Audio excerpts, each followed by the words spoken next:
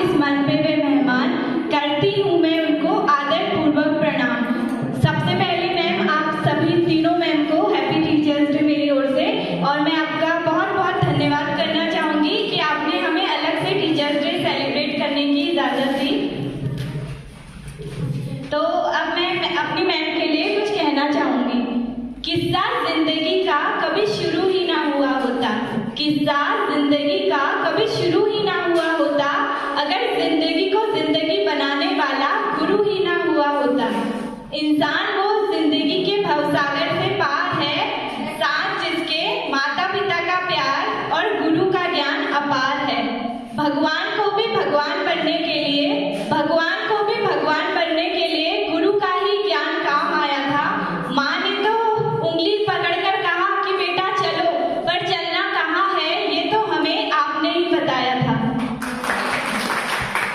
तो dear teachers, आप लोग कितनी मेहनत करते हैं ना हमारे लिए, हमारी शैतानियों को भी झेलते हो सिर्फ हमें पढ़ाने के लिए।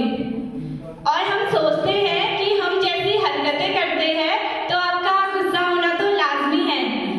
और कभी कभी आप जब हमारे कम मार्क्स आ जाते हैं एग्जाम में तो आप मोटिवेट भी तो कितना सही करते हैं।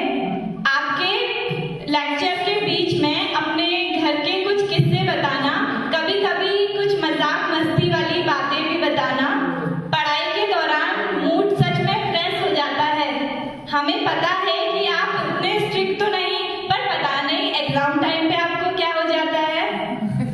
पर जो भी हो, हम अपने पेरेंट्स से ज़्यादा सिर्फ आपके सामने ही खुले हैं और आपके साथ हम लोग कितनी मस्ती करते हैं। तो अब अभी मैं आपको एक कहानी सुनाना चाहूँगी। तो जो बचपन में हम लोग कछुआ और खरगोश की कहानी सुनते थे वो तो आप सब लोगों ने सुनी होगी, है ना, लेकिन पूरी नहीं सुनी होगी। तो मैं आज आपको सुनाती हूँ। सबसे पहले कछुआ और खरगोश की कहानी। तो पार्ट 1 में क्या होता है कि खरगोश और कछुआ रेस लगाते हैं। तो खरगोश ओवर कॉन्फिडेंस में सो जाता है, खरगोश धीरे धीरे चलते रहता है और फिर जीत जाता है। तो स्लो एज steady wins the race.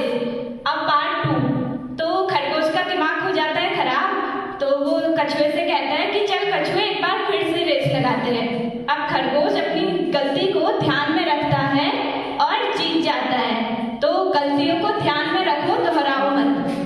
Part 3, अब दोनों मोटिवेट हो जाते हैं और कछुआ कहता है कि चलो एक बार फिर से रेस लगाते हैं, लेकिन रास्ता बदल देते हैं। अब खरगोश शुरू करता है लेकिन थोड़ी देर बाद रुकना पड़ता है। क्यों? क्योंकि बीच रास्ते में नदी आ जाती है। तो कछुआ धीरे धीरे आता है, नदी क्रॉस करता है और जीत जाता है। तो अपनी स्ट्रेंथ के अकॉर्डिंगली अपनी स्ट्रेटजी बनाओ।